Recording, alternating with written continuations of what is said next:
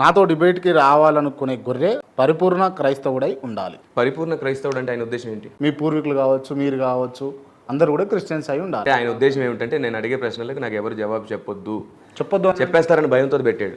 అంటే లేరా? అట్లాంటి వాళ్ళు లేరు అన్నట్టు. ఎట్లాంటి వాళ్ళు? అంటే పరిపూర్ణమైనటువంటి క్రైస్తవులు లేరు అన్నట్టు. మీకు ఒక విషయం చెప్పనా, భారతదేశంలో కూడా పరిపూర్ణ హిందువులు ఎవరున్నారు? పరిపూర్ణ స్టార్టింగ్ నుంచి చరిత్రలోంచి నాకు ఇప్పుడు హిందువులు కాదా ఉన్న వాళ్ళంతా? రాధ మనోహర్ దాస్ ఎవరంటారు మీరు? నేను ఒక ప్రశ్న అడుగుతాను, ఆర్యులు హిందువులా, ద్రావిడులు హిందువులా? ఆర్యులు ఎవరు, ద్రావిడలు ఎవరు? అదే చరిత్ర. నేను అడిగిన దానికి మీరు సరే, ఆర్యులు ఎవరు, ద్రావిడలు ఎవరు అంటున్నా. అసలు మన చరిత్ర మనకు చాలా క్లియర్ గా చెప్తుంది.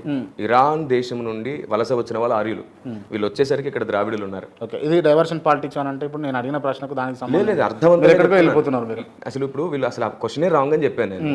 అయినా మీరు అడిగారు, నేను ఒక వివరణ ఇస్తున్నాను.